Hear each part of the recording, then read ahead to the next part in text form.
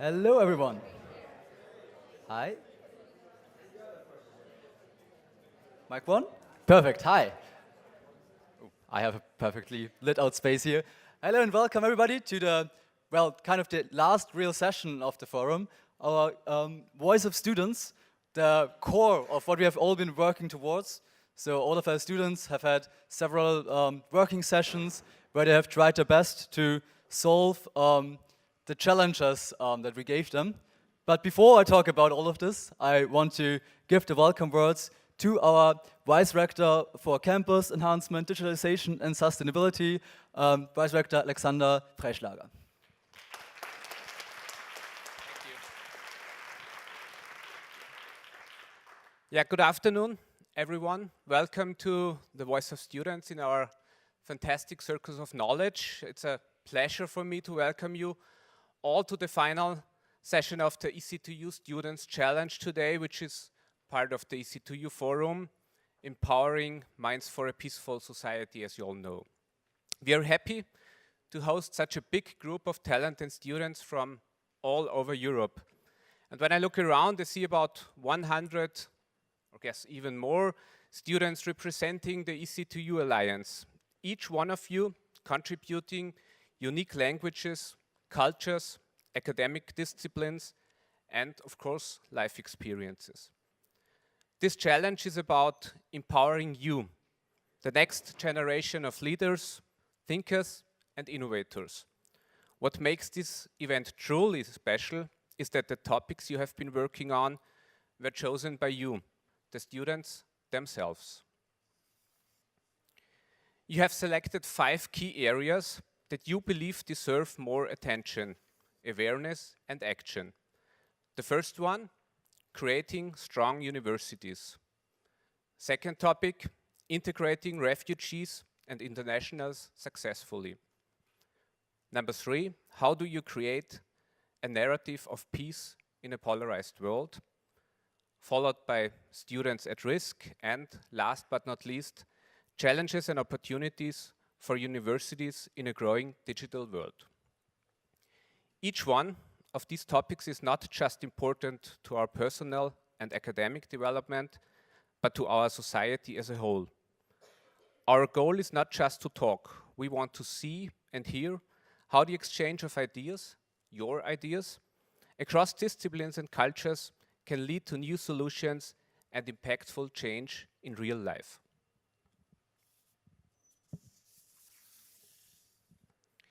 I would like to take a moment to thank the 13 incredible mentors who have supported you during this challenge. These mentors come from a variety of fields and from different universities: Turku, Pavia, Jena, Iași, and of course Linz. Their task over the last days was to inspire, to support, and to guide you throughout this challenge. Their expertise and their unique experiences enriched your work, and they encouraged you to think critically and push your ideas further. Thank you very much.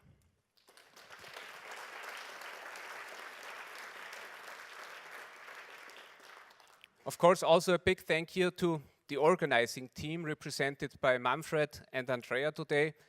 You did a great job during this week. Thanks a lot.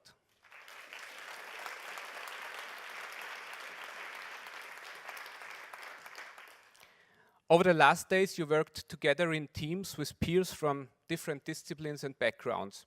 You engaged in interdisciplinary discussions to broaden your thinking and expanding your knowledge. Now the time has come to propose solutions, concepts and findings, and to inspire us with fresh, innovative ideas that we can take back home to our universities. We are excited to hear your voices. Thanks a lot.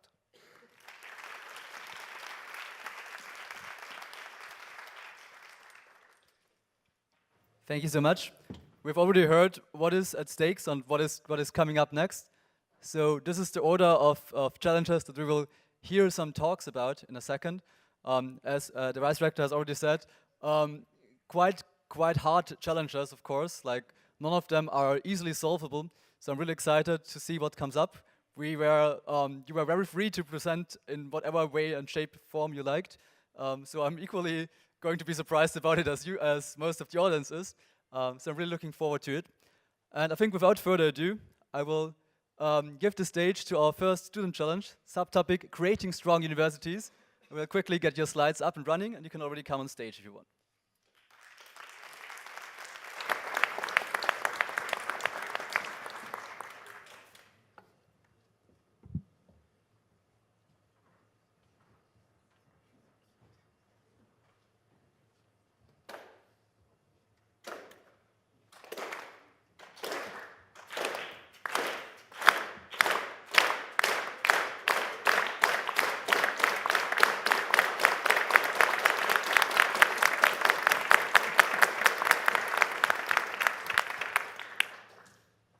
Sometimes we don't need words to feel what a strong community, a strong university should feel like. We just realized it now in this moment.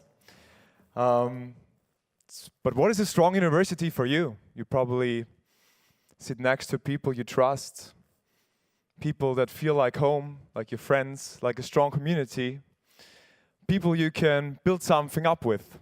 And we want to figure out, but why do we need a strong university? And today we have a lot of students who will show you why it is so important to have a strong university. Give them a round of applause, please.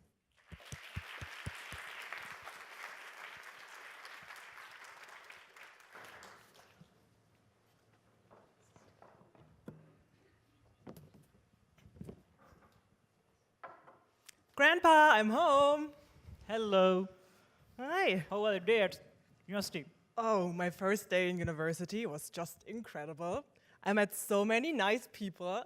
The campus was huge. We have so many sports teams, and it's very modern. So we also have a spot where you can refresh up your COVID vaccination, for example. What? Vaccination? Yeah, vaccination, like to prevent a virus or like Which disease. virus? Which virus? Which disease? Yeah, the COVID virus. So What is COVID? Can you tell me yeah, what is that? just the virus, and you can use the vaccination just to make you I don't believe protect in any yourself. virus. Can you explain to me what is COVID virus? What is a virus? Well, I'm no scientist, so I can explain it, but maybe there is like some statistics. So, well, there are some statistics, but they're like 2,000 pages, and they look a bit complicated. But maybe you can.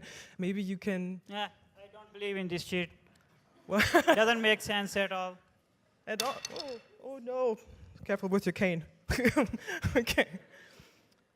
This young generation with some artificial mind and some green attitude telling me about vaccination and COVID. I don't believe in any shit. I'm not getting vaccinated at all. Oh. You guys go get your vaccination and get a chip by Bill Gates so that he can control your mind. I'm just gonna get a shower and clean all my viruses. Oh no. So maybe I'm a little bit frustrated when I have a conversation with my grandpa like that, but maybe you can relate to those conversations because I tend to have a lot of them. So maybe not about the vaccination, but maybe also about climate change or Duff being spied by the government. So maybe, can you relate? Maybe we can have a little check. So if you never had an encounter like that, maybe give a soft clap. But if you know it, a little bit louder. Or if you had a lot of them, okay. Okay.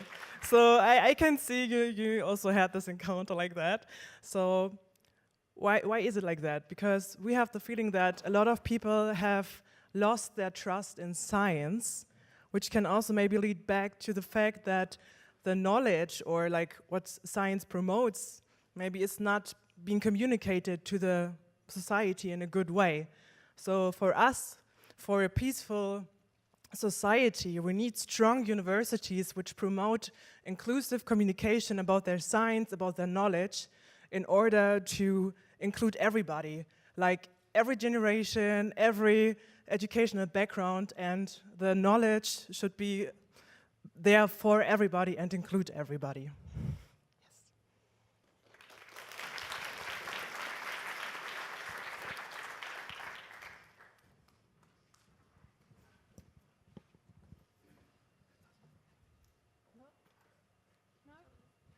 we need one.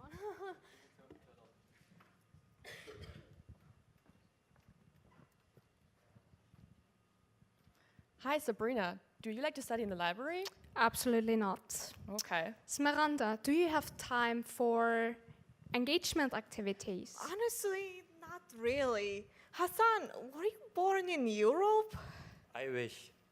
Luca, can you afford student life? No, unfortunately, I cannot afford the student life. But Clara, are you feeling connected with your university? I mean, just look at my shirt. Of course, I do feel connected to my university. Sabrina, were you born in Europe? Fortunately, yes. Hassan, do you like to study in the library? Of course I do. Samrana, do you feel connected to the university? Honestly, no, not really. So we just asked each other 5 simple questions. But despite the fact that we're all connected by being students here at the EC2U forum, we gave different answers. And that is because we have different needs, different character traits, we have different goals, we come from different fields of study. And a strong university needs to address those differences and connect us all. Because we are all different, but we also want to feel included.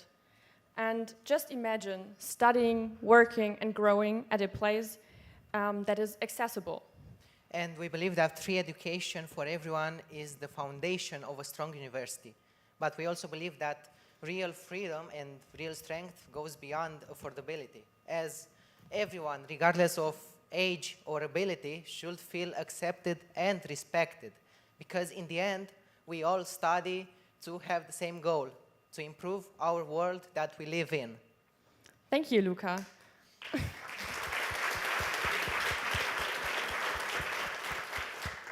Let's continue painting this picture of a strong university by adding inclusivity. So inclusivity for us means to create an environment that embraces diversity and fosters a space of belonging for all. For example, to create learning spaces that addresses the different needs of learners, support for everyone who is in need, to ensure that everyone can follow their own career path and reach their life goals. However, I don't only want to focus on my career by studying. I also want to unfold, I want to be creative. And that is why a university structure needs to be flexible as well. So the principle of flexibility basically means the freedom to choose to choose the time when you want to actually do something. So students should have the freedom to choose when they want to attend their courses or seminars. So in the end, the picture we just painted comes down to 2 things, and that is justice and freedom. And a strong university that empowers minds to build a peaceful society means Education for everyone. Thank you.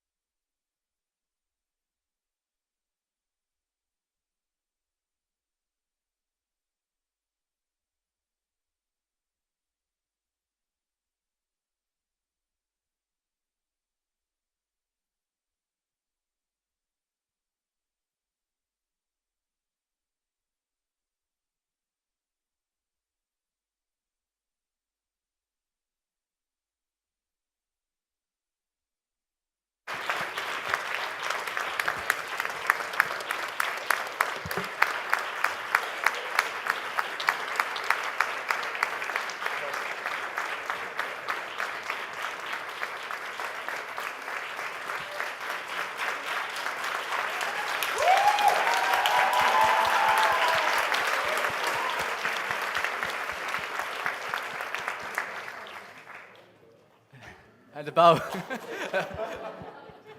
Thank you so much to challenge number 1. Really impressive presentation. A lot more theatrical than I expected. Really cool. Very amazing. Awesome. I think it's going to be hard to follow up on that, but I'll still ask group number 2 to do. So please, challenge number 2, prepare your stage for your likings, and then let's get going.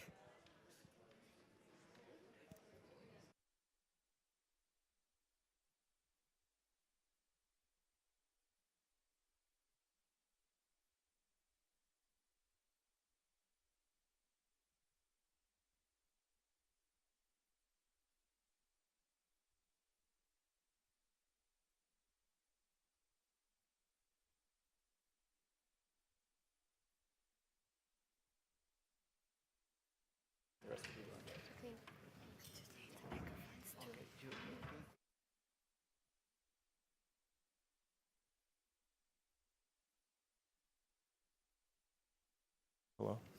No, it is on. Right? Hello. Hello. Hello. Sorry, switch on. Okay, sorry.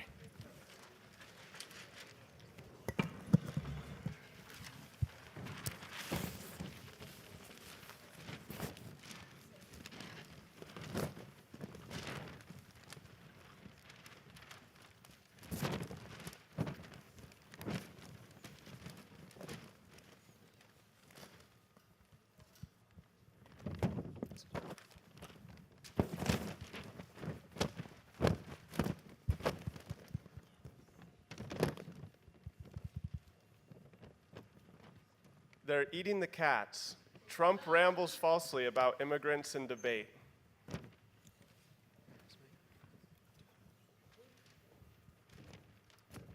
German court sentences African refugee to 4 years jail.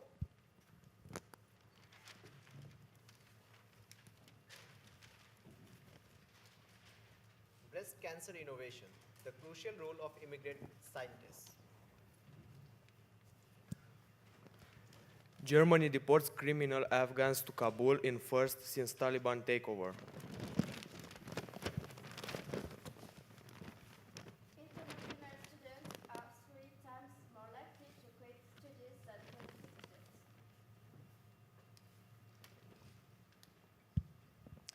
Okay. Ladies and gentlemen, today we confront a pressing issue: the portrayal of international students and refugees in our media.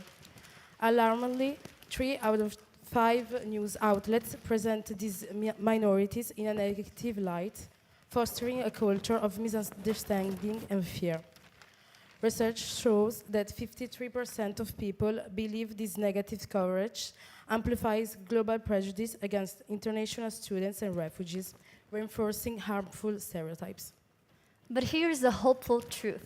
Universities have a powerful role to play in reshaping narratives and constructing a peaceful society.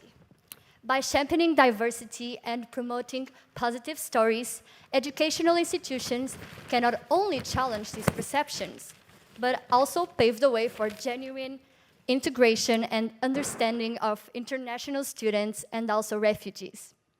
Exactly. So we have to think about some migrants have abandoned everything for a new life, their homes, families, jobs, and education. They've traveled across seas and new lands and find themselves in the unknown. Like we witnessed firsthand when Hadil Najjar, an impressive woman who came from Syria, she's here in the picture, spoke to us these days. She had to deal with insecurities, language barriers, and culture shock, of course. Also with financial issues, as there is always some trouble with the work permit or visa. And yeah, exactly. So let's have a look how we can help refugees in the micro-universe of university. We took as an example the JKU as an inspiration. What can they do, or what are they doing? Well, JKU has been pioneer helping our displaced and our refugees through the MORE initiative. And as some of us already know, the MORE initiative are some programs that cover tuition fees and as well provide a travel allowance for students living outside of Linz. As well, this program also has special scholarships for these refugees and displaced people that really help them continue their new life here. As well, these participants can access advising services and are as well encouraged to participate in regular networking events. Both programs target the refugees and displaced people and are currently enrolled or eligible for enrollment at JKU in Linz.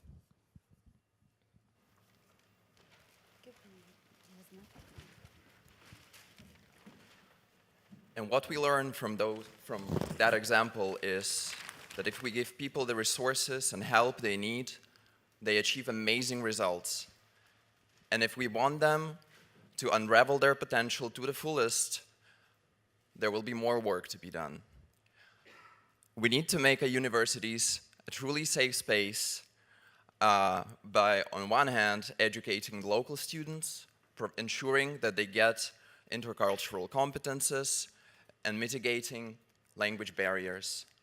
On the other side, we have to involve internationals in decision-making process and help making their voice get heard, or something like that. And the end goal of this is that our universities become a space where different cultures can coexist together and synergize, and where internationals feel truly safe. And maybe someday, when that happens, there will be more headlines like this. Thank you.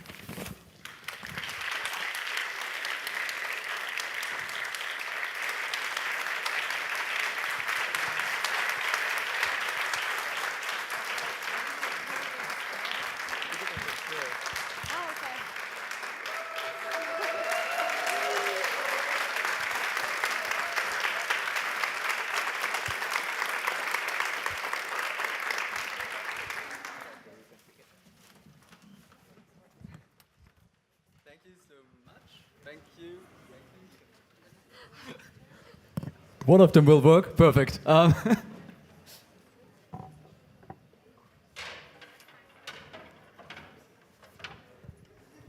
Thank you so much for your presentation.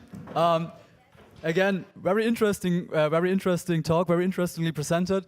Really fascinating topic. Yeah, and you can already see the slides behind me. I don't give you any break to think about that because we'll continue straight on with our presentation number 3 on the subtopic, how do you create a narrative of peace in a polarized world? So, as before, please prepare the stage to your needs. And I can stall if you still need me to, but otherwise, feel free to come on stage and...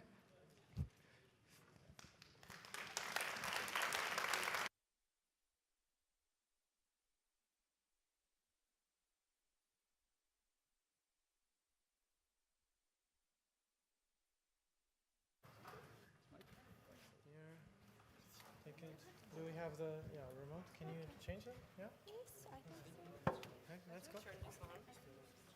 Yeah. So this is okay? I think so. Yeah. Okay. What a wonderful question.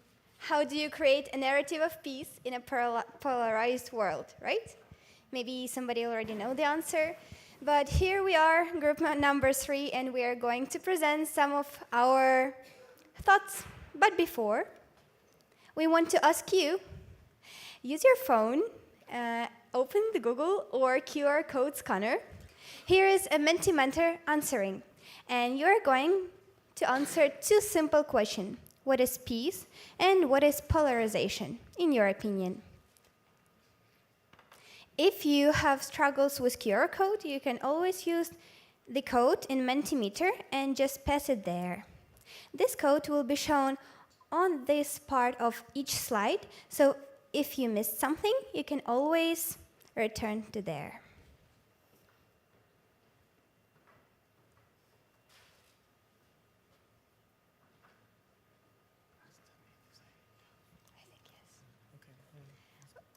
Okay, so we are moving forward.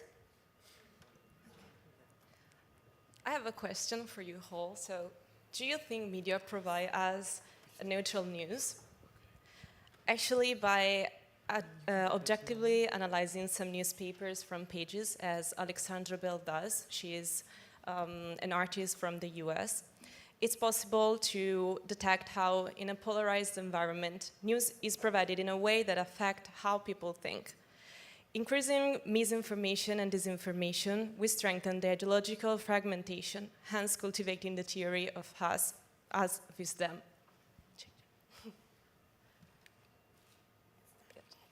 Okay, thank you. This is to say that in a polarized world, words count a lot. They have the power to shape the audience perception about an issue.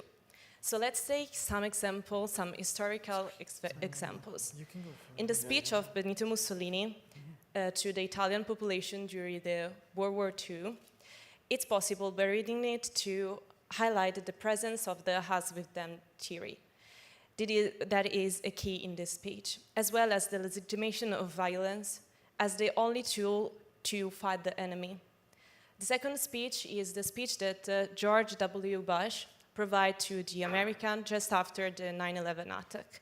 And this speech polarized the opinion against Muslim by assuming that being Muslim equal to be a terrorist.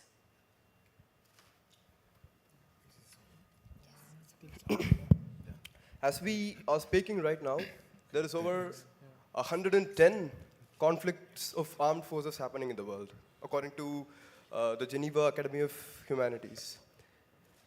And we cannot deny the fact that mass media, like our colleagues from the previous presentation pointed out, two famous speeches, how much they influence the society based on simple words, how these little words change everything. And this has been the case for a lot of years. And we are trying to find out the solution. And as we try to do that, we turn over to Immanuel Kant.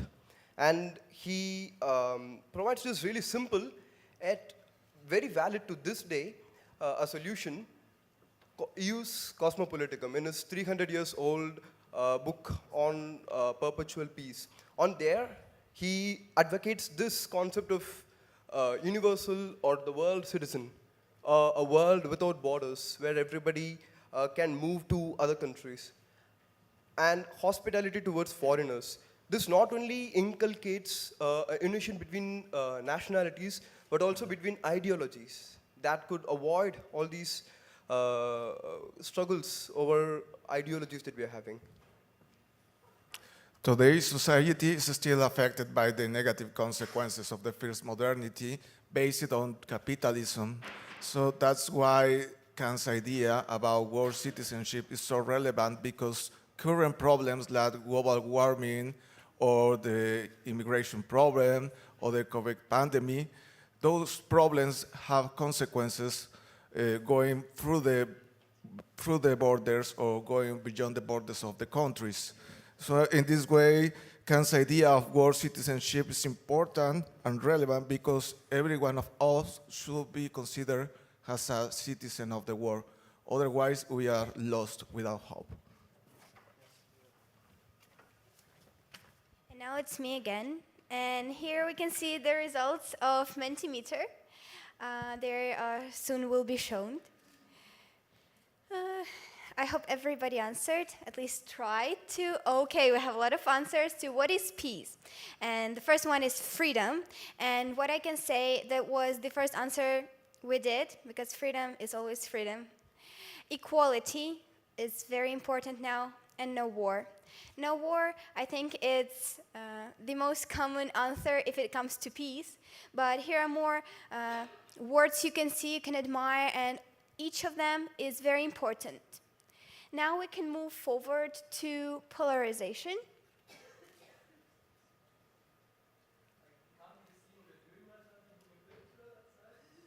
You can click just and it will Yeah, why is some struggles with computers? Okay, no responses. So nobody thinks that polarization is something nice, but okay. That's okay, nobody answered, but still, maybe somebody wants to answer raising their hand.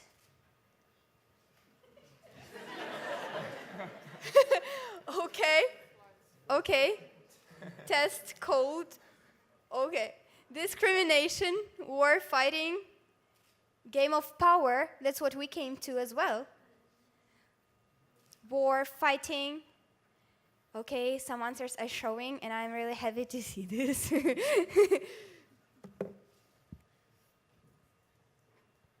Okay, the biggest one is discrimination for now. Division. Oof. So the main is still discrimination.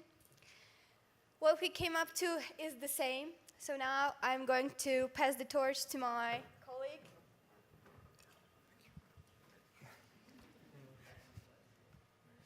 All right, we can go back to the presentation now. Thank you all for your great answers. All right, so you answered those questions, and we also asked those from the AI. And we thought it would be like a good idea to ask those from AI, because probably in the future, AI will help us like conquering these biggest issues that we face as humanity. And it would be like interesting to see how it describes these concepts. And here you can see a few of those answers that it gave us on peace. There's, for example, unity, respect our differences, trust, and this nice punchline also, together for tomorrow. Yeah, and I think these are actually quite similar that we saw from your answers, but I don't know if you recognize it, but in my opinion, yours was a bit more personal. They had a touch of humanity, of course. There was, for example, love and happiness, and I think that we'll need some kind of humanity in the future as well, because this one won't give that to us. And we also asked the AI to produce some pictures on peace, and these are like, from our point of view, the best ones. Those are some quite nice pictures in my opinion. And if you're wondering about the bottom right corner there, that's actually quite fun. The prompt we gave the AI was like, can you give us a picture on how to build peace? And it gave us like a concrete picture of people building a bridge. But I think it's like a nice symbol that people are building the bridge of peace together. Yeah. So next, in the similar way, we asked the AI to define or describe the polarization, and here are the responses of the AI, like divisive us versus them. Fear creates barriers, silos of belief, fragmented societal views, division through rhetoric, disunity, alienation, separation, schism, and intolerance. Here our purpose is to compare the way of thinking, like the way of thinking of the artificial intelligence that is without sentiments or emotions. And the other is the way of thinking of real intelligence that involves the sentiments and the emotions. So further, we would like to suggest some solutions of these problems. So, we will now see how current narratives divide us and how we can shift towards narratives that actually unite us. One divisive idea is that we need radicalism in order to survive, which convinces us that only extreme measures will work, and that it cuts us off from actually seeing each other's perspectives and understanding each other. However, we need to find common goals and cooperating with one another to survive, and it would be kind of ignorant not to do so. Okay, a clear example of that is how we identify ourselves. For example, when you are in Austria, you say, I'm from Linz. When you go to another country, you say, I'm Austrian. If you go to another continent, you are from Europe. Imagine if you go to the International Space Station, you're like, I'm from planet Earth. So this, how we narrow our identity is actually building walls, and it's also limiting us to smaller and exclusive groups. Instead, we should see ourselves as part of a global community.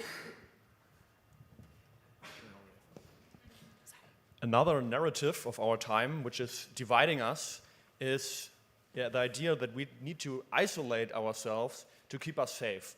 But actually, it is the opposite, and we need openness and acceptance of a shared humanity to keep us safe.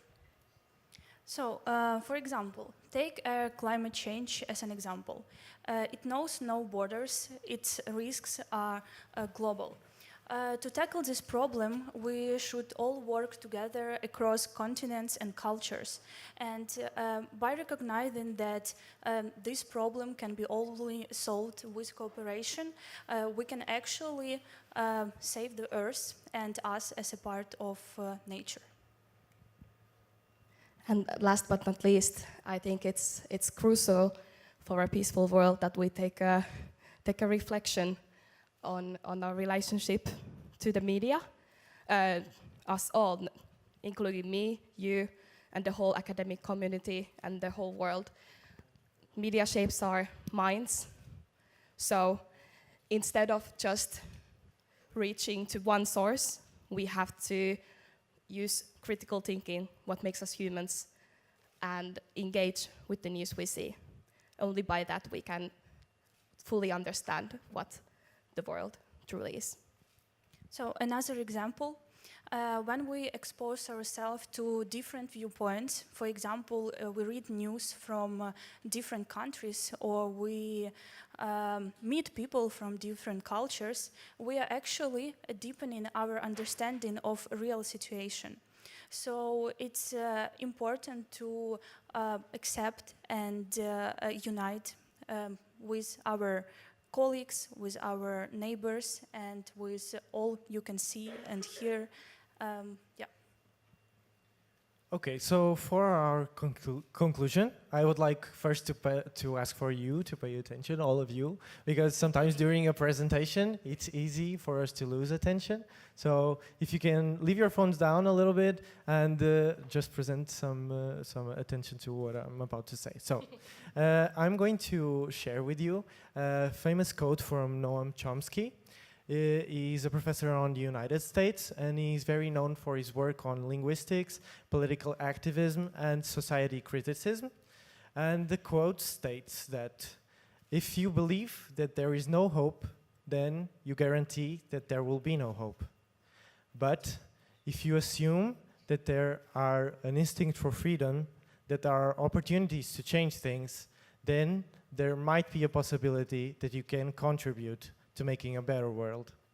And that phrase really sinks in with me, because it makes me think that even sometimes when we feel hopeless and we feel like we don't have an impact in the world, we should think that we should do everything we can to do a better world, no matter what happens. Because even the smallest stone can cause a ripple, okay? So I would like all of you to remember that the change starts with you.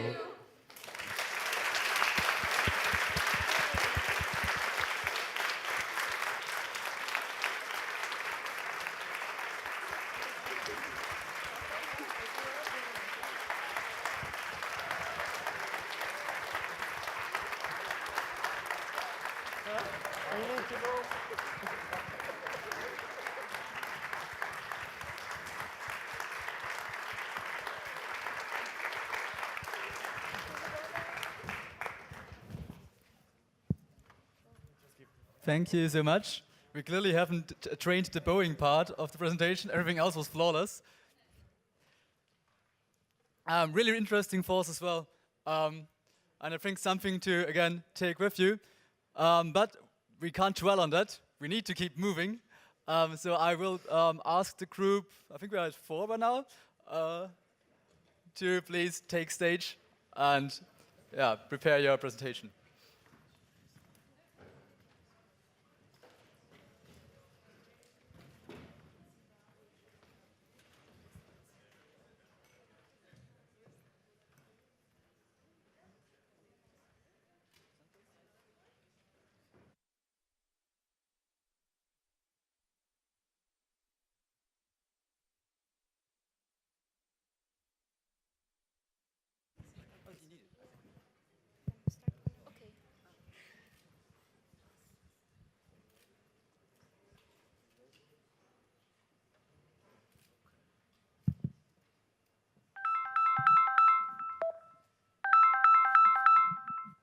Hi, Prince. Hi, Christina. Hi, Christina. Hi, How are you? everyone. Prince, I've actually been wanting to talk to you for a while now. I heard about your father. I am very sorry about your loss, and I was just wondering how you're holding up. Thank you so much for the call. You know, I was actually going to call you soon.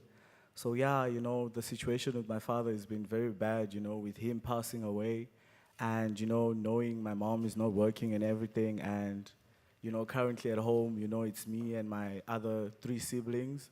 So yeah, it's been really difficult and, you know, we're facing financial crisis and everything. And yeah, I've now had to start working and the only jobs I could find is, you know, working at restaurants. So I'm currently working every day and, you know, it's really bad. So I can't even attend classes.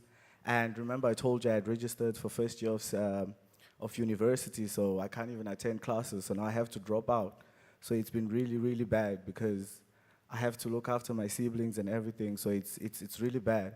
Anyway, how about you? How have you been? I remember last time we spoke, you said you wanted to study AI and computer science. How's that going? Yeah, it's never going to happen. I've had this dream for a very long time, but I cannot do it because I have to uphold my family's values. I have to make them proud, and that means I have to marry and start a family. I know you might not be very familiar with the Roma community, but if I were to take AI classes, then I would have to interact with a lot of male colleagues, and that's not what my family wants, and I just want to make them happy. Yeah, that's really bad because I remember the last time we spoke, you really wanted to do that. Anyway, last time I was speaking to Christina, you know, and yeah, so she told me a story about her life as well. So that was very interesting for me. Yeah, Christina. Christina, how are you? It's still really tough here. We have almost every day at night air alarms, and now I'm not sure if where it's safer, at home or outside. We keep our things packed in case we have to run. But you know what? Even though we have such a situation, we are strong and independent. So it won't break us, it will only make us stronger. We understand that even after the war, the things won't become much easier because we need to do a lot of things to rebuild our country, but we are ready for it and we can do it.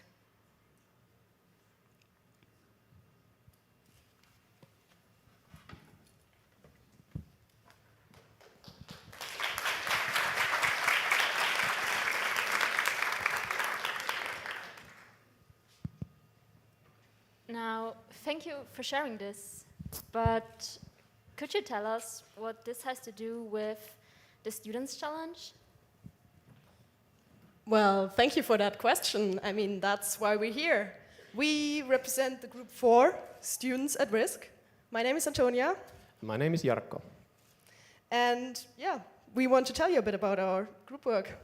What you just saw and heard there were examples of the diversity, what the experience of students at risk may look like. Yeah, but Jakob, wait, what does students at risk actually mean? And when we talk about students at risk, we refer to individuals who are more likely to face difficulties due to various factors. Yeah, I mean, we heard some examples, and those factors can be external and seemingly more obvious, like maybe critical political conditions or the war, like we heard from Christina. Yeah, and also, there can be also internal factors that are not that obvious and visible to us. For example, gender roles, like you heard from Justina, or family pressure, like you heard from Prince. I mean, there are many more layers to this problem, and we could talk forever about all the different factors that are possible that put students and their academic freedom at risk. But I think you got the gist, what we are talking about. And more importantly, I want to stress that this problem is not only a problem for us, our community as students, but rather for the whole of free societies and democracy.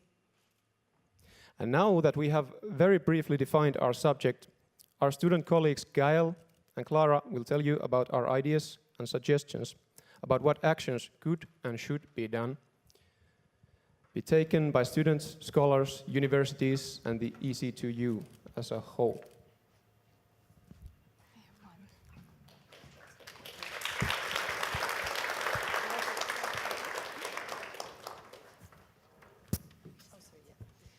So first of all, we decided that having ambassadors and representative students in other institutions is key in order to mitigate these issues, because if we want a real international environment for universities and students, we should have their voices heard as well. And the best way for doing so is having ambassadors and representatives, and also allowing them to engage in meetings with us. So that translating to not only them having to come into these meetings to get to know about these projects, but also hearing their own perspectives, their own projects, and allowing them to share their own experiences from their own universities. And moving on to the next suggestion. One of the major points is universal and accessible information, because we really want to give access to the student in Europe and outside Europe. So access to like a database of article, works, or virtual class, so they can follow their education properly during hard times, and so that they can face difficulty when they are not be able to attend class physically. And being a student is also sharing our knowledge together beyond borders, so it's a really important point. Yes, for all these measures to be able to be carried out, we need higher education funding that could go mainly into funds, scholarships, or to keep up these mobility programs that we already have, and thanks to which we are able to gather here today. And also to give opportunities for these ambassadors from other universities, or to invite speakers, as we have had guests from Ukraine during this forum. And so yeah, mainly strong institutions, higher education funding are key for all these measures. And it's good for us to gather and have ideas and come up with solutions, but also to set them into action and to take measures. So in conclusion, there are bright minds and hidden gems everywhere throughout the world. If you give them the resources, you give them the care, the time, you get engaged with them, they will be able to shine. Thanks a lot for your attention. I had to speak. You had to speak? Yeah. What was it? You don't remember? Well, it's okay. Sorry, I forgot.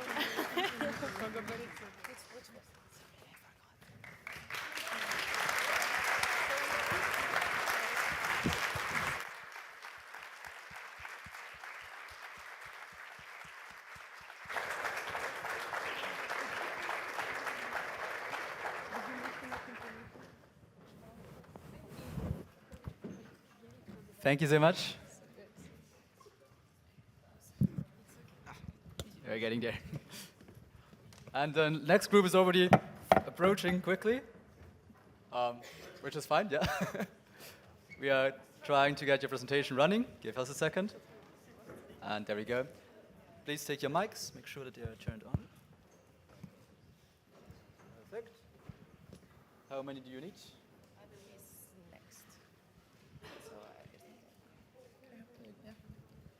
and you have to present already.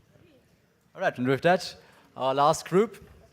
I'm excited to hear what you've cooked up. Yeah, hello and welcome everybody today. So we worked this week on our topic, chances and opportunities for universities in a growing digital world. And for today, we focused on a part of the topic. It's the relation of human and AI. So in the beginning, I have a question for you. Do you think in the future we should work more and more, especially in universities, with AI, or should we fight against it?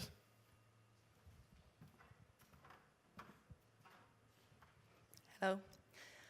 This is surprisingly exciting, and I'm a bit nervous because I have never spoken to a microphone, but I think it's lucky that humans and AI share the ability to learn and adapt to new environments.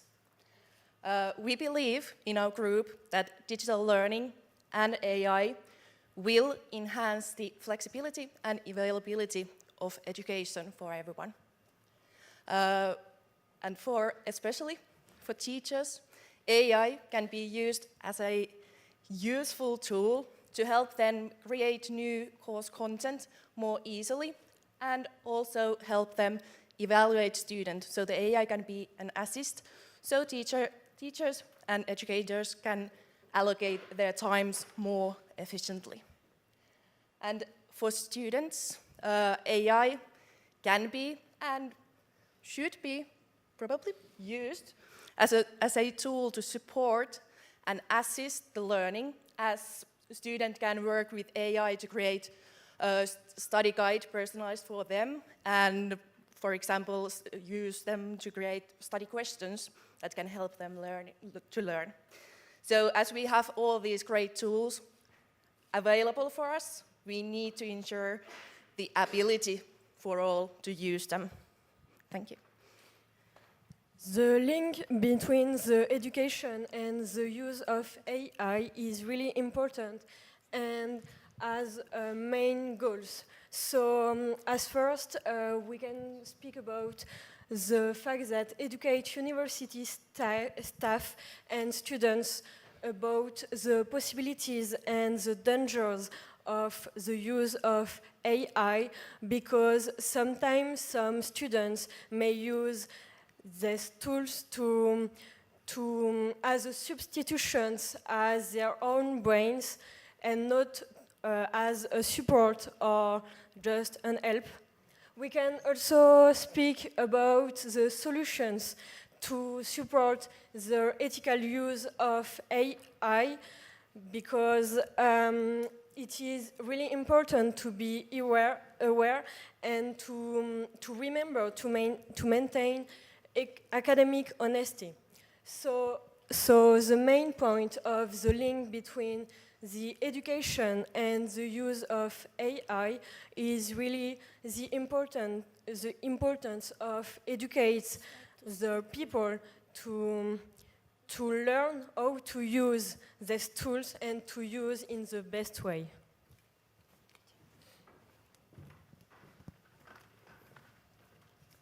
Now, to understand the social factors related with AI, I invite you to imagine this situation.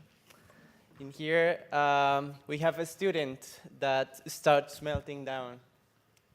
Okay. She is in a class with a professor. Okay, young lady, I have a question for you. What do you think about the existence of critical period in the acquisitions of second language? What is your opinion? I'm gonna use ChatGPT. Do you even have an idea? No connection. No idea? Oh la la. How did you get into a university with this brain? I don't know. Okay, young lady, see you next year. You failed.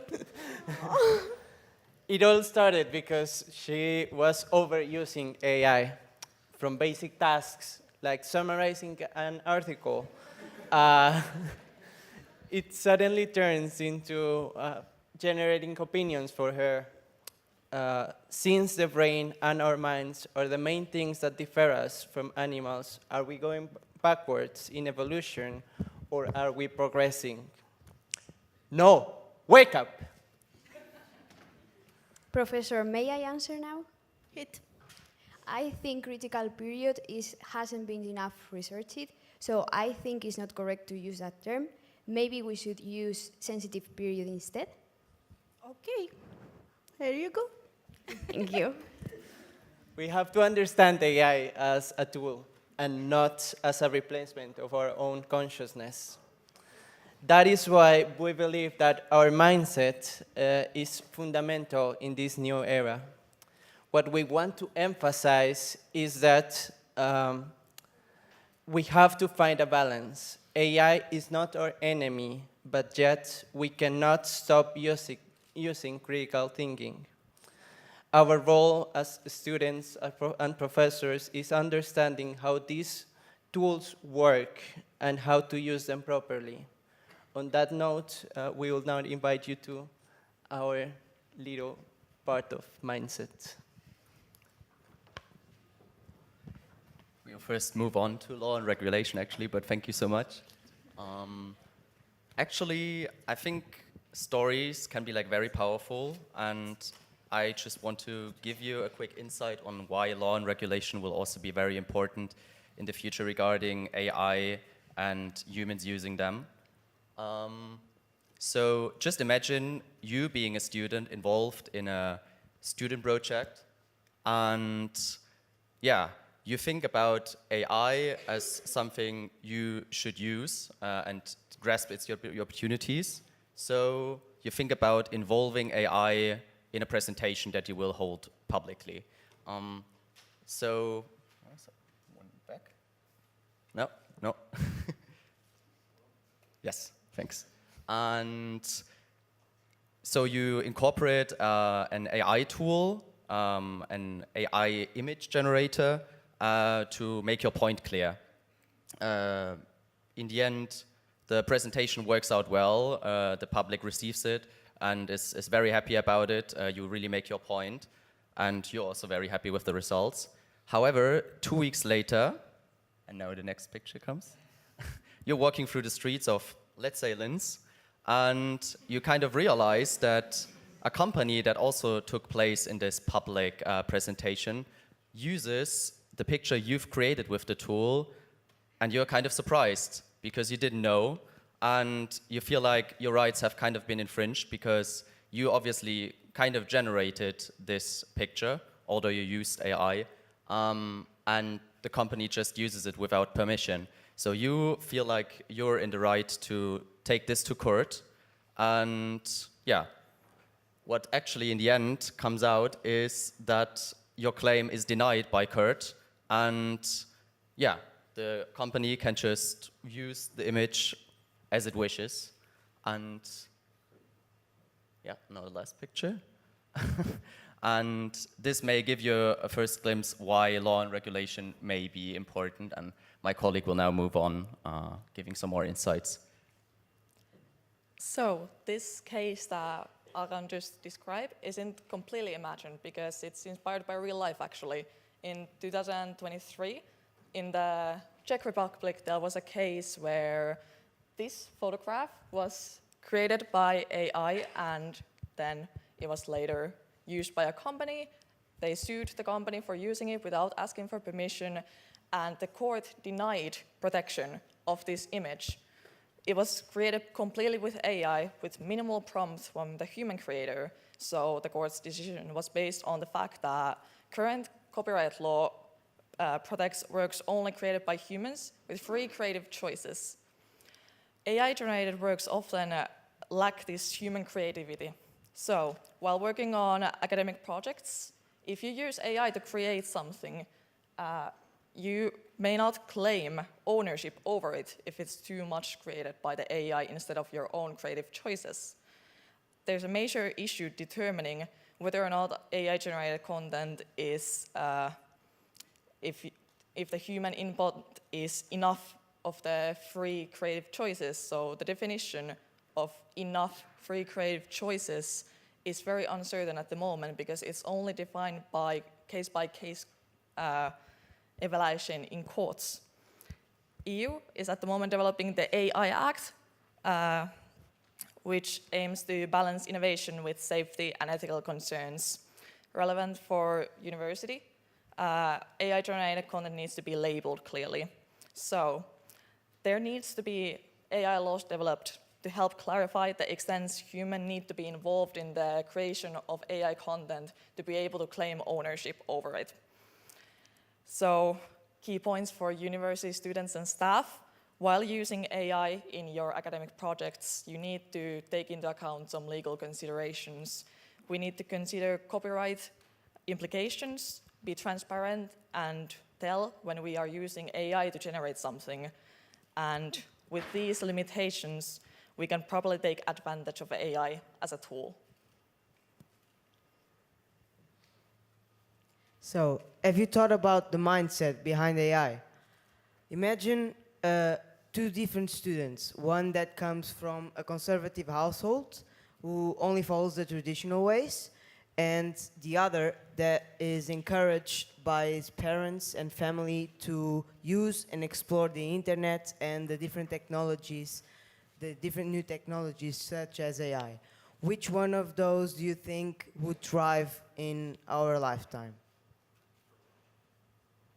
Does someone have an answer? Okay, now our opinion.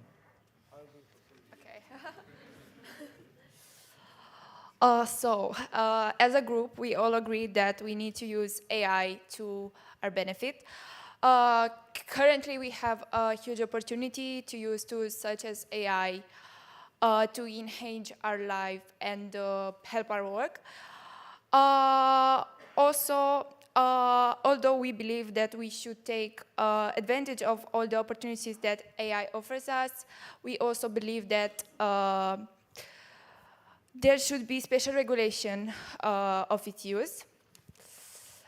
And now, in conclusion, we need to open our mind and remember that it's human and AI, and it's not human versus AI.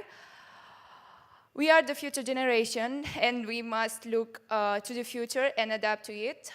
Our world is constantly changing, and we are also part of the change.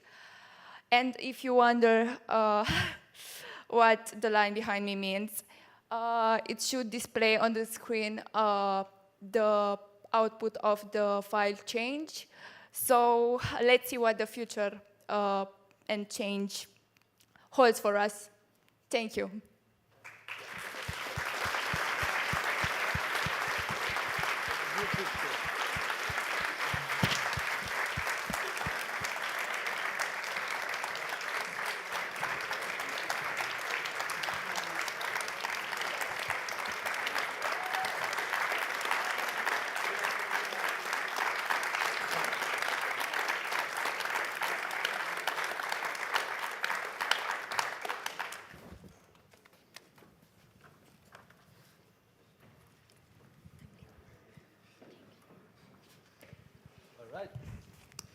Thank you so much for all of those great presentations.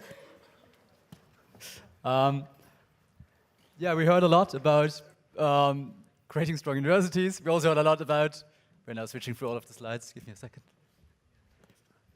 We heard a lot about the integration of refugees and internationals. We heard about how to create a narrative of peace in a polarized world.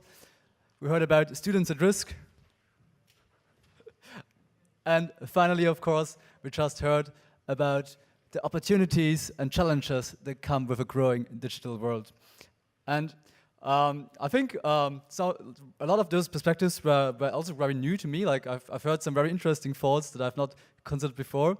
And to conclude this session, I want to ask Paul, our executive committee representative for JKU in the EC2U Alliance, and of course also one of the student organizers here, to give his thoughts about the presentations.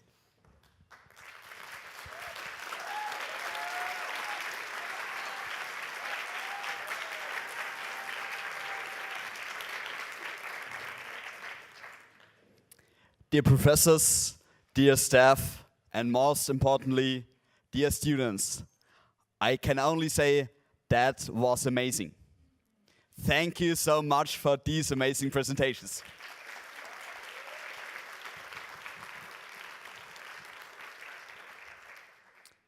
when the organizational team, the student council, all of the people involved in thinking about these challenges planned these sessions, we were like, we want to give you new perspectives, we want to make you aware, but even more importantly, we want your solutions. And that's why we said, let's work on it and let's see what you guys can think about. And I can only tell you guys did great. So, many of you asked themselves, why are we doing this? Why are we not just enjoying the time in Linz, go out in the evening, and so on? Because of one simple answer. We, the students, we, of the young people of Europe, are the ones who are going to shape this continent. We are the ones who will face all of these challenges. We are the ones who have to deal with the challenges and possibilities of AI. We have to search for solutions for students at risk. We have to find a narrative of peace where we can all come together, where we can all enjoy living together. And we have to create the best universities for the future. We have to create the best future for not only our universities, but for our whole EC2U Alliance. And I think with these ideas, with these solutions, our future is looking really bright. Thank you so much.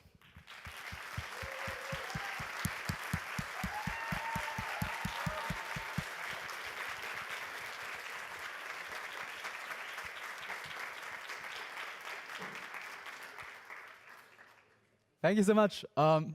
Now to really conclude it, we've already heard quotes from Kant and from Chomsky, and I can now give the word to our rector of the university, to Rector Koch again. Thank you. Dear students, dear mentors, indeed it was a great pleasure. Thanks so much for your ideas, your thoughts, your words. And what really struck with me, as also the person talking before me said, is your passion, your spirit and your hope. And I found it really, really inspiring that you indeed want and you will have to take matters into your hands. I speak here as a slightly older person, old white man, but you have not simply put demands, questions in front of me and people like me. You really were positive, you were realistic, but positively looking at things that you can change and that we can change together. It will not be the role only of university administrations, researchers, your teachers, your instructors. It will be important, will be key that you yourself together with us tackle these challenges. What EC2U needs to do, what EC2U is there to do, is help you, support you, give you a framework, give you a structure, bring you in connection with each other to create this hope, this inspiratorial spark among you so that you can really take matters into your own hands. And this hope, this passion really inspired me. So thanks a lot, everybody, for your thoughts and words.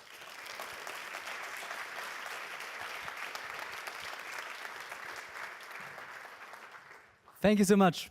This concludes our Voice of Students session. We will immediately follow up with the next program point. Yeah, we have quite great in time. And to start the closing of the forum, basically. And with that, I can welcome to the stage our Vice Rector for Research, Frau Bonani. So, thank you very much. And you said that we are well in time. That is very dangerous when you tell me something like that, yeah? No, but I would like to, I mean, the director said already a lot, but there are a couple of things that I would like to underline, because he said that you were inspiring. Yes, you were inspiring. You said words count, yeah? Words count really. And I noticed in your presentations, in your voice, yeah, there were a couple of words which came, yeah, more often. One was freedom. You know, there is another word, the word universitas. Yeah? Universitas, you know, from the Latin, it means the wall. Yeah? The wall in its parts. And this is actually what came out of your presentation. So we are all beautifully different, but we make a wall. Yeah? So there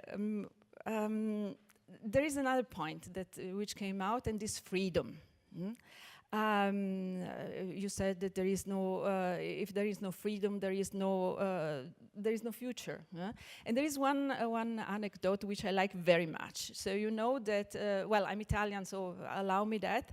The University of Bologna. The University of Bologna was founded in 1088, or officially at least, yeah. And was grounded by people, I mean, teachers and students who wanted to be free to learn and to teach and so on. Yeah? And the funny thing is that after 140 years approximately, a part of these teachers and students thought Bologna is gives us not enough freedom. What did they do? They packed their things and they went to Padova. Yeah? Padova is not far away from Bologna, but it is really funny because they didn't feel free enough. Yeah? So I think really that we have to go back to the original. So really, what is the university? And this is really I think this is the key, and actually is what you said in your presentations.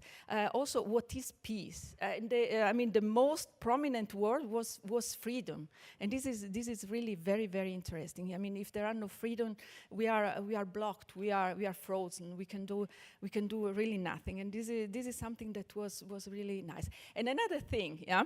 So the story at the beginning, there was this kind of you underlined the difference between physics and philosophy. Also here I would like to go back to the words. Yeah, I'm a physicist, so I should defend, and I defend physics, of course, but I defend also philosophy. Philosophy is, what does it mean?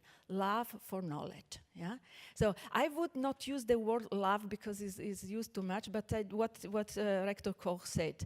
I mean passion for knowledge. And so please let's go back all together to this origin. Yeah. So we are all different, but we are a wall.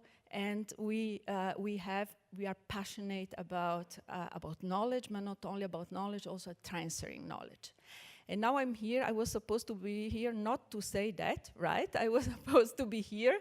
Well, we distribute prizes, if I'm not mistaken, right? Yeah. Because there was, we had a competition. You made beautiful photos, and I don't know, I hope everyone had the opportunity to, I don't know what is going on, but yeah, I assume that I'm right, and if I'm not right, yeah, forgive me. Yes. So there was a selection. Well, not we. I was not involved, but they tell me, I mean, the photos are fantastic, all of them, but as in any competition, there are some, let's say, someone who comes to the first place, second place, third place, we saw already yesterday, yeah? And this time we have one first place and, two second places. The first, second place goes to Coimbra, the silent conversation between a modern student and history, eyes set on the future. I don't know whether it's projected or is not. Sorry? Okay.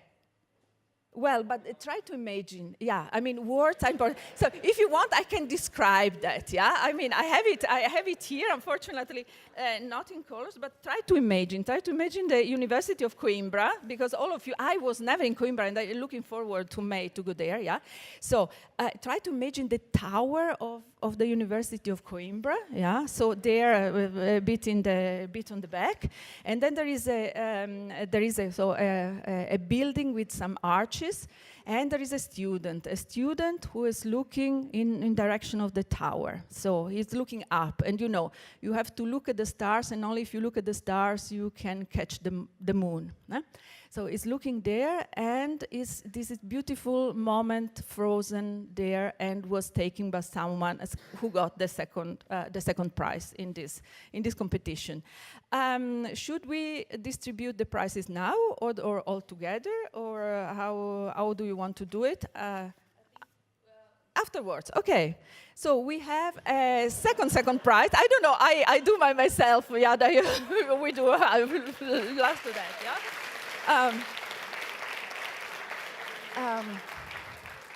Then there is a second prize, as we said, and the second prize goes to Turku. Now,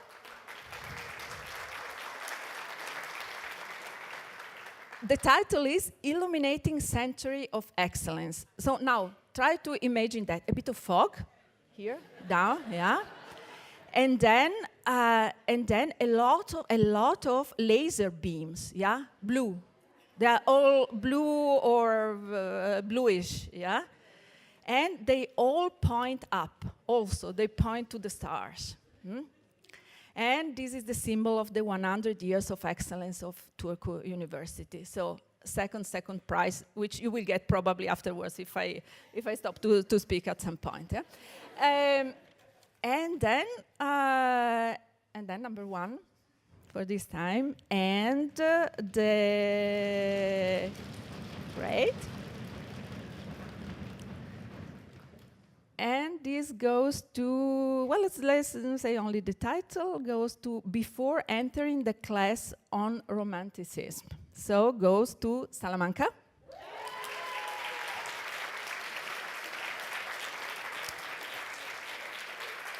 And here. Try to imagine you are under an arch, but it works, or? I mean, you are under an arch, and then you look straight, yeah? And straight you see two rows of small arches, yeah?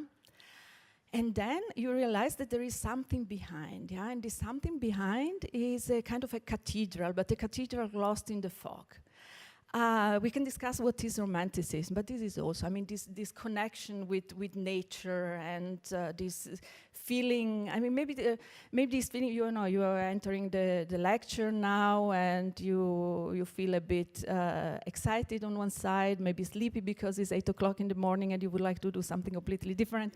But the landscape is beautiful, yeah, and also this mixture of something built by human beings and the nature with this fog behind. Yeah, okay, so this is it, and this is the first prize, and then I think we have to distribute the prizes. And now I get confused like yesterday, because there are many things here which I don't know exactly how they work, but we will find a solution. We got this paper which will fall down.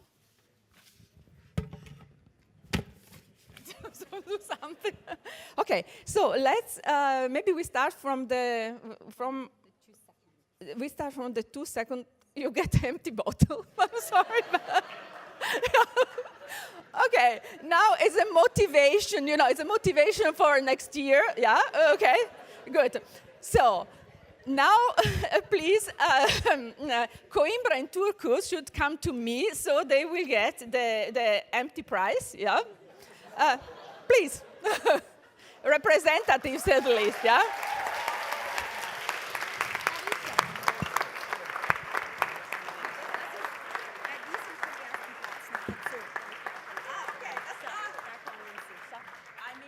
It's even worse, you see later.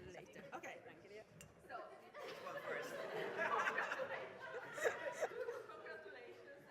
congratulations. You will fill up next year, yeah? Photographer, she's not in Linz anymore, but I have relayed the good news to the actual photographer, Adam Tahil, and I will give her the prize when I return to Turku. Great, and you can share also.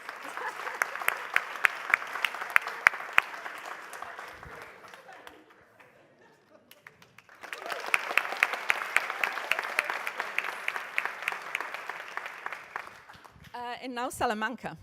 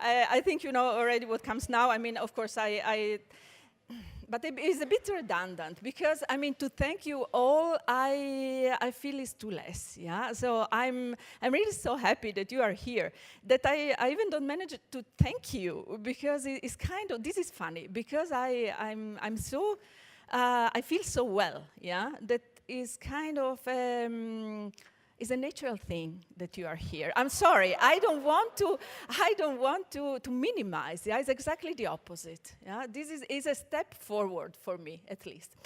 I mean, now I don't know exactly which was the what we have to do, but I will do that. Yeah, so I would like to.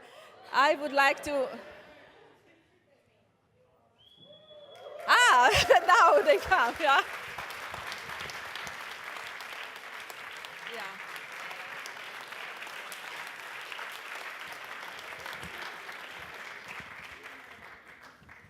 Good. So now I really don't know what comes next, so I do what I want. And then I would like really to I thank them because, I mean, they are so natural for me that they are kind of, yeah, so the local organizers, because I have really to say that they were expecting you and they did really their best to welcome you. And this is also unfair because they get a bottle which is full. Yeah, so this is, well, but you know, this is life. Yeah, so I would like to ask, Adriana, Andrea, Manfred, and Miriam. She is no. What no? What no? Why not? Miriam, please. Come on, Miriam.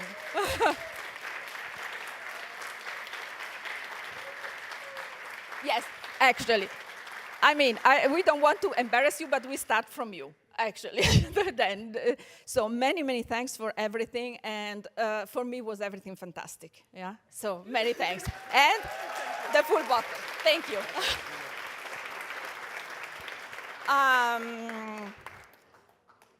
How do we do with the order?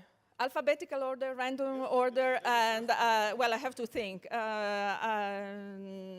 Well, Andrea or Adriana? Well, Adriana first. Alphabetical order. Adriana. You. Many thanks to you too. Well, yeah. And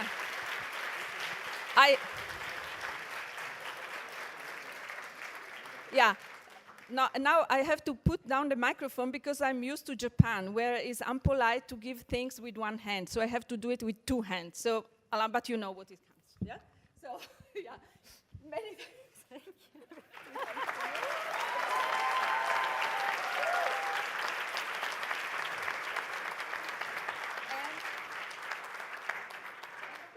To Manfred, he's officially the coordinator of the local EC2U group. So comprehensive. Thank you so much. Thank you so much.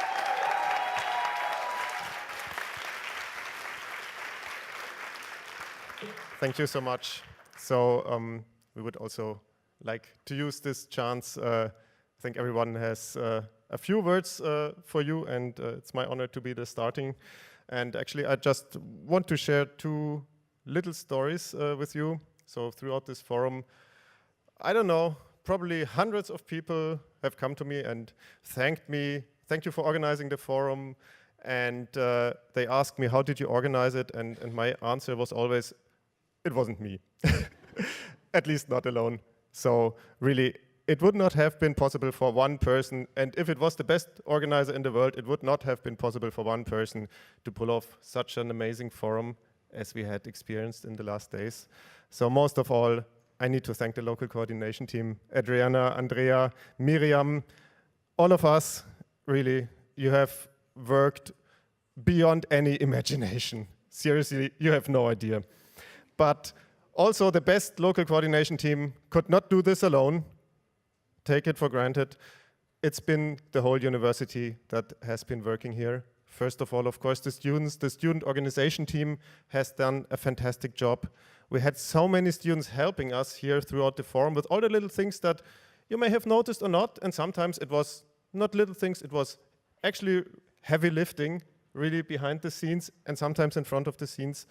it was amazing. And of course, it was not only the students, it was also the scientists, the work package representatives that have been organizing the meetings with their groups, that have taken their groups to restaurants, that showed their university to all our guests. And it would not have been possible without so many people in the administration of the university, all the departments that have organized the techniques, that have organized the food, that have organized the rooms, that are cleaning everything away after us. And also this would not have been possible without the constant support of the rectorate of JKU, namely Alberta and our rector Koch and all the other members of the rectorate, Alexandra Feischlager.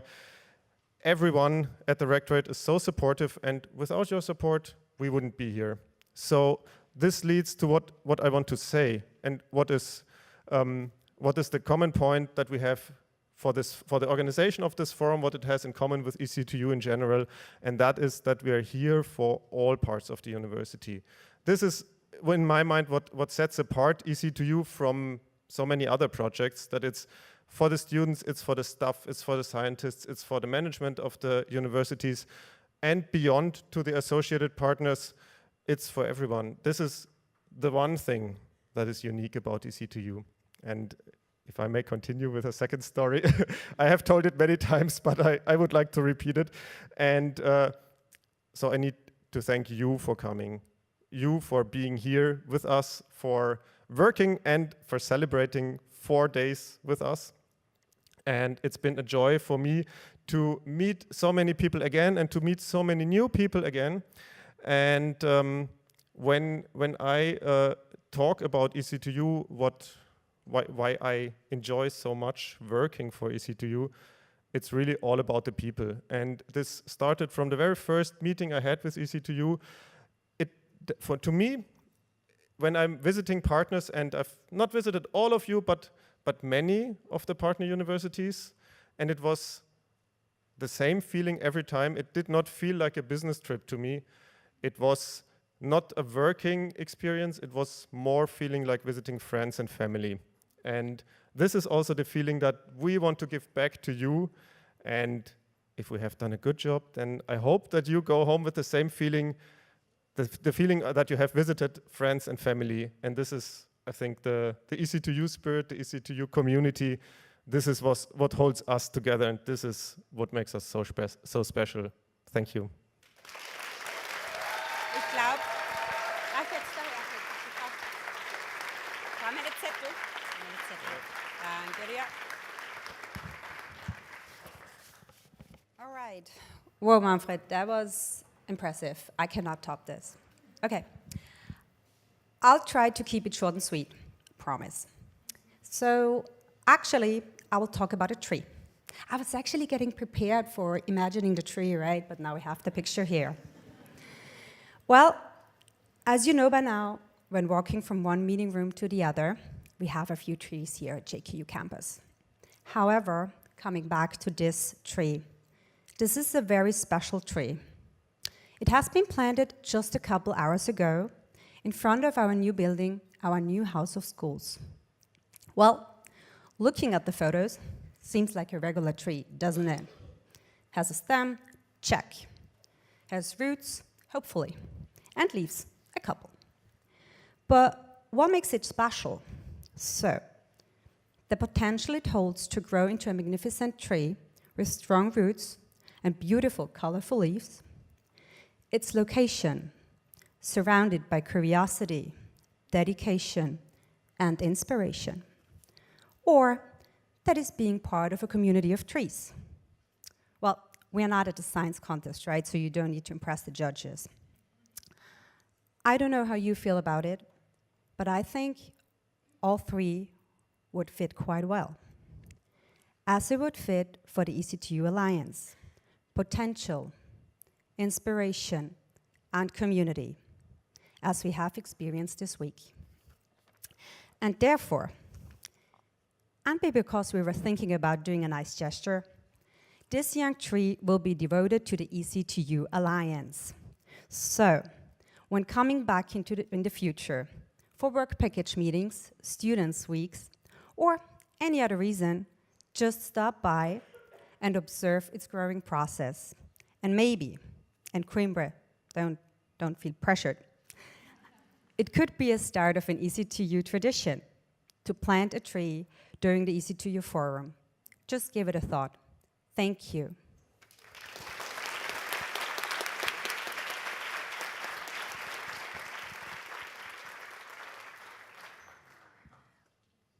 What a wonderful idea. Thank you so much. And well, I am last now, and it's actually really difficult to top what it has already been said, you know, because all the words have already been taken from my mouth.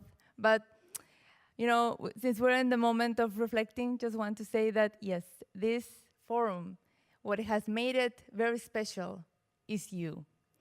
Because you came here and we share all these moments because of the connections we made, the conversations we shared. And it only reminds us that with an empowered mind, we can walk together to a more peaceful society. And so with this in mind, I will wish you safe travels, and I wish to see you very soon, and I will see you in Coimbra.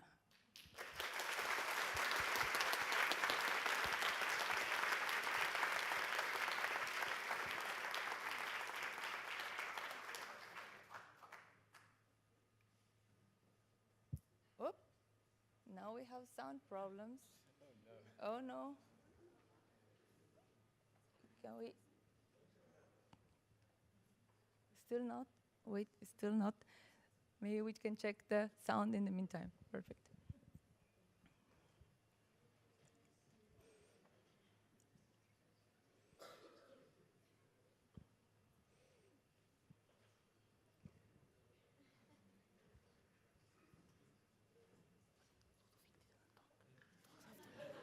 No. Yeah, before. I guess so. Let's see.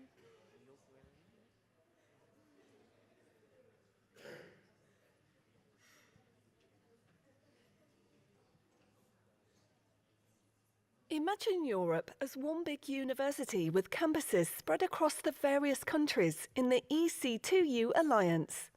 Now imagine that every EC2U forum is an event you want to be part of.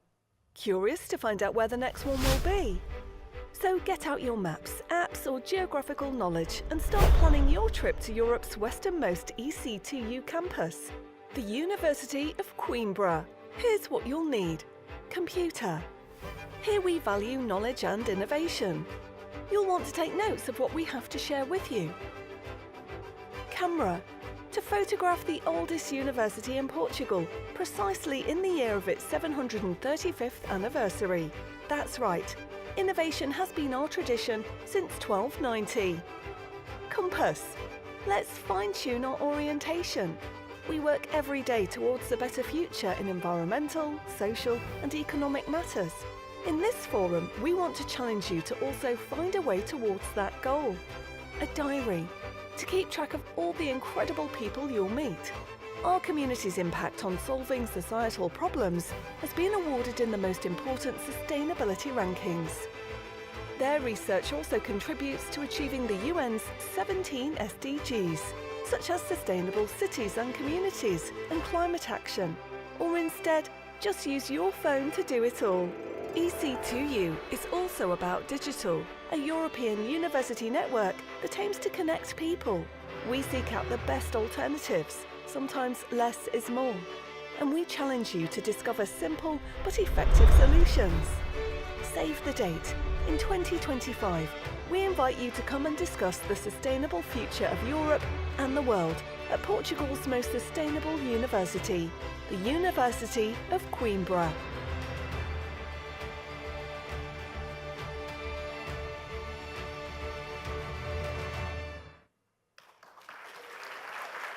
Hello everyone. As rector of the University of Coimbra, I would like to say that it will be a great honor for Coimbra and for Portugal to welcome you in May of 2025 to the oldest university in the Portuguese-speaking world. EC2U, more than a fundamental project for the European Union, is a family of prestigious universities. I'm convinced that The forum in Coimbra will include enriching discussions on the general theme of sustainability, very dear to our institution, and that the social program to the sound of Coimbra's Fado will be unforgettable. I look forward to seeing you.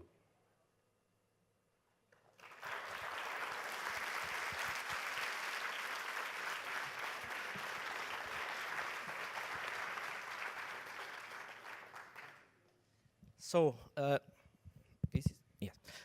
on behalf of Vice Rector João Nuno Calvão, who cannot be with us today, I'm speaking on his behalf. I want to say that it will be a great honor and a pleasure to welcome the EC2U family to the University of Coimbra for the 9th EC2U Forum, a significant event for our alliance, as we hope, and by a fortunate numerical coincidence, the first forum held with the 9 full partner. Being recognized as the most sustainable university in Portugal and one of the most sustainable in the world, the theme of the Coimbra Forum, as you saw, could not be other than sustainability. As responsible for the coordination of the EC2U work package dedicated to sustainable cities and communities, the connection to the Sustainable Development Goal from the United Nations 2030 Agenda, which calls on us to build inclusive, safe, resilient, and sustainable cities, was inevitable. With over 7 centuries of story, the University of Coimbra has not only witnessed but also actively contributes to the transformation of society. We are deeply committed to sustainability, and our ongoing efforts continuously promote well-being and quality of life for citizens. SDG number 13, climate action, which challenges us to act urgently in response to an unprecedented global environmental crisis. At the University of Coimbra, environmental commitment is deeply embedded in our strategy. We have been strengthening our efforts and actions towards reducing our carbon footprint, promoting energy efficiency, and raising awareness about climate change, engaging both the academic community and society. So the next forum is more than just an opportunity to discuss and exchange ideas. It is a platform for sharing concrete solutions and strengthening our collaboration within a sustainable EC2U alliance. Our cooperation is essential for addressing these global challenges together. It is with this spirit of collaboration, innovation, and commitment that we believe we can truly make the difference. The world is changing, and we change for it. Thank you, and we look forward to seeing you in Coimbra in May. Thank you.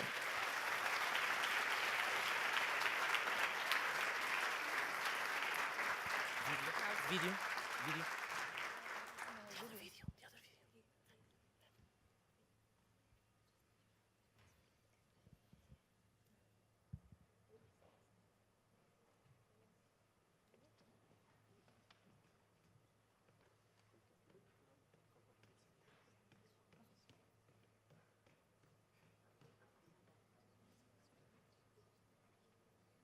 Imagine Europe as one big university with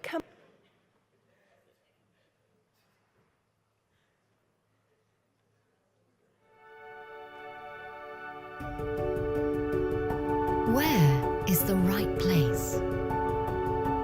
Who is the right place? If cities were people, Coimbra would be the person I wanted to spend the rest of my life with. I'd surrender to her. I'd give her all of my time, knowing that in our affair, everything would happen as if for the first time. Getting lost in the streets and alleys, in a slow encounter, to the rhythm of conversations and silences. Watching the city through her own eyes, discovering unusual corners and trivial places. Conjectures of shadow and light that only a lingering stare can find. Hearing her talk about stories that bring past loves to the present, which are always the same. My name is Pedro, and I was your king. Your name Ines, and you were mine. I hear her laughing. listening to her song, which is about longing, about other people's stories, other times, other places, being dazzled by her, cultured, wise, eloquent. Lingering with her in the spaces, in the enigmatic and imposing buildings that frame the eternity of time and history, experimenting with silhouettes, landscape designs that provide space for experience and contemplation, taking the city around the world, around a cafe table. Coimbra is the right place to discover, enjoy, wander and get lost. Let yourself be carried away.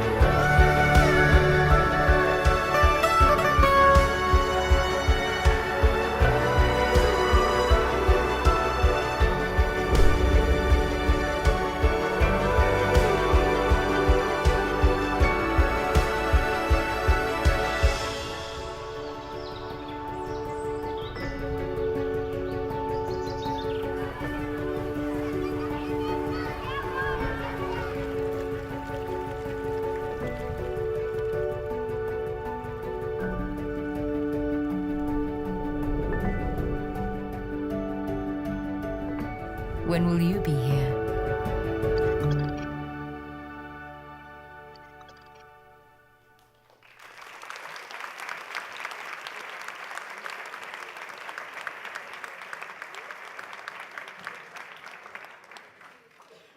I think we are now already very excited to go to Coimbra after all of this, and to maybe take up all of these ideas that we have heard today.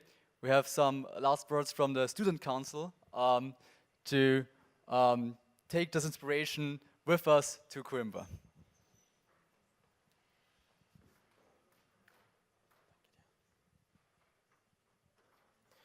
So thank you very much. While this forum may be ending, the spirit of the EC2U doesn't stop here. Let's carry forward the insights and connections we have made, applying what we have learned to the challenges we faced and the opportunities which lies ahead. Let's pursue our ideas with passion and to continue building the bridges that we have started here. Or to say in the words of Mahatma Gandhi, let's be the change in the world we would like to see. Thank you all, everyone who contributed to the success of the event, and I look forward to seeing the lasting impact of our work in the months and years to come. Safe travel, and I hope to see you all soon again. Thank you.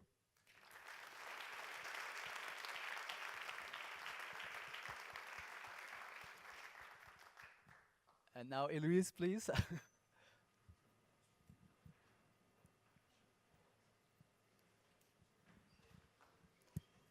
This will now take a while, but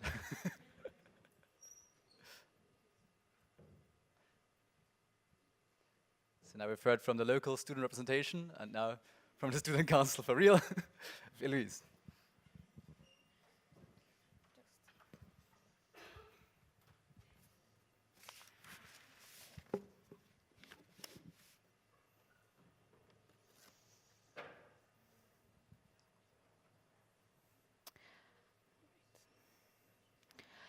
Dear EXCO members, dear fellow student council members, dear associated partners, dear students, staff members, and all participants.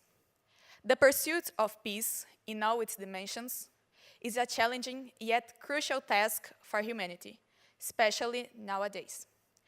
Through the Empowering Minds for a Peaceful Society program, you have recognized the potential within yourselves to contribute to this vital process. EC2U in this forum not only celebrates the achievements of new initiatives, but also reinforces the continuity of efforts to develop multilateral solutions for a better society. I would like to express our gratitude to all Linz's team, especially to my colleagues, Paul and Lila, who had made this event come true. In alignment with empowering institutions, within EC2U, the Student Council exists to lead the greatest students' contribution into each and every project. Therefore, I would like to recognize the effort of Manon Colombo and Danielle Aragão, members of the chairing team that became friends whenever a topic needed to be discussed or a meeting to be scheduled. Also, to my dear colleagues of the Student Council, each of your contributions made a concept note into an active governance body. So I ask for them a round of applause.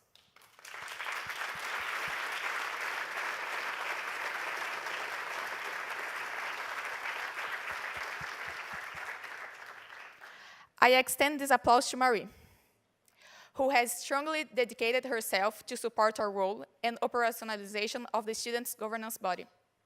Looking forward to a new and greater chapter, Isabel, Shashik, and I have taken on the role of the chairing team for the next year. And the conduction of new working teams, together with Maya, Paul, Laila, Leon, Sasha, Tomás, Sofia, Ana Maria, Claudio, Lisa, Maria, Christina, Stefan, Lucia, and Katie. From our side, with the collaboration of the partner universities and the global coordination team, the student voice will be heard and will come true. Today, it's not only the beginning of a new student council mandate, but the moment where we will establish new goals to contribute to EC2U, to the education and research in Europe and beyond.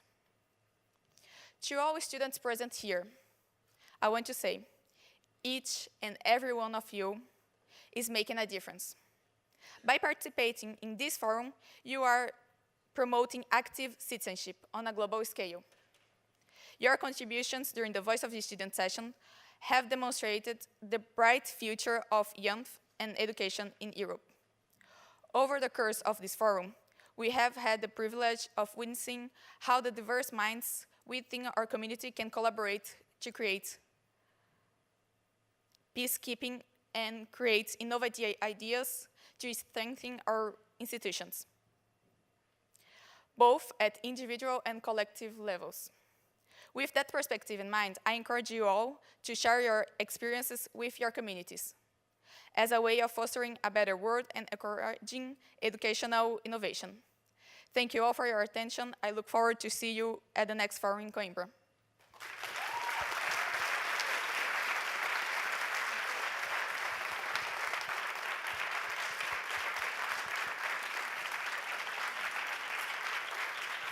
Thank you so much. Yeah, thank you so much to all the students who worked so hard to contribute to this forum. Really exciting. It's really great to hear so many engaged people here. And now for our final closing words, I once again give the mic to the host of the JKU, to our rector, Stefan Koch.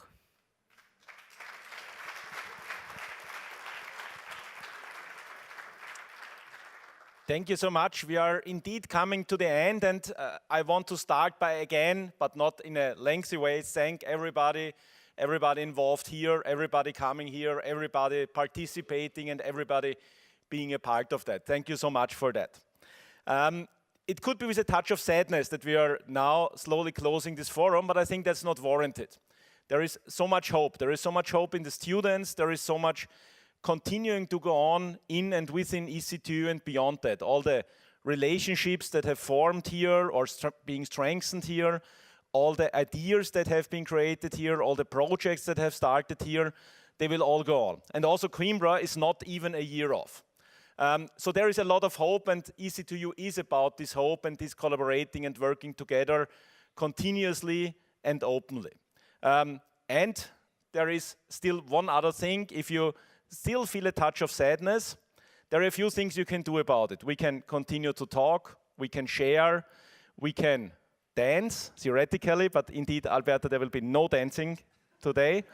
And one last option, we can also drink a little bit. So we really welcome you all to a small farewell drink outside, and we all wish you to come home safely, have a safe trip home. I hope you remember Linz fondly. I hope you have felt welcome here. Thank you all for being here, and see you soon. Thank you.